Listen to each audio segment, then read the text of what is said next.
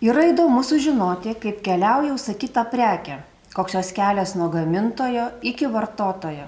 Tai susipažink su pardavimų ir logistikos vadybos studijų programa. Logistikos profesiją galima vardinti skirtingai.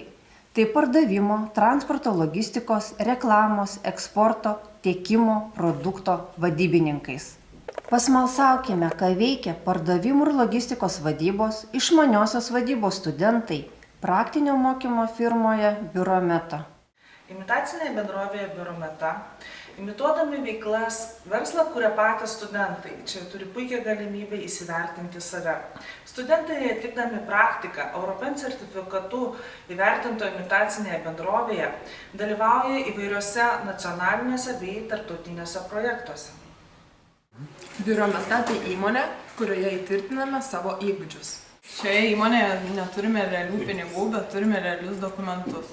Biurometoje galite išbandyti visų sričių darbus ir pasitikrinti savo kaip vadybininko kompetencijas. Čia mes galime komunikuoti įvairiomis užsienio kalbomis. Tai įmonė, kurioje turime galimybę dirbti tarptautinėme tinkle. Nėra teorinių paskaitų, viskas vyksta praktikoje ir yra ugdomi praktiniai gebėjimai. Didžiulė galimybė naudotis įvairiomis programomis.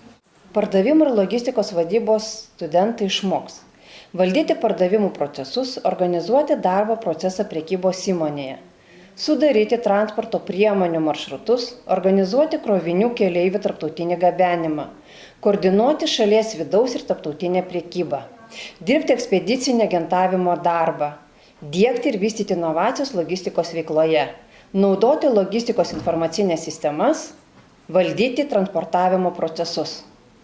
Pardavimų ir logistikos studijų programa turi 3 specializacijas – pardavimų vadyba, prekių paskirstymo logistika, jūrų transporto logistika.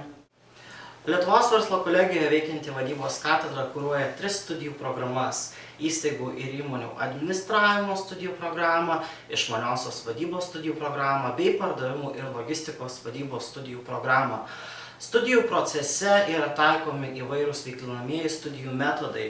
Vienas iš jų tai yra studentų išvykstamosios paskaitos. Atitinkamai pagal studijų programų sritis vadybos katedros studentai turi daug išvykstamųjų paskaitų į įvairias įmonės, į organizacijas, į didžiausias logistikos kompanijas, į įvairias verslo bei viešasias įmonės.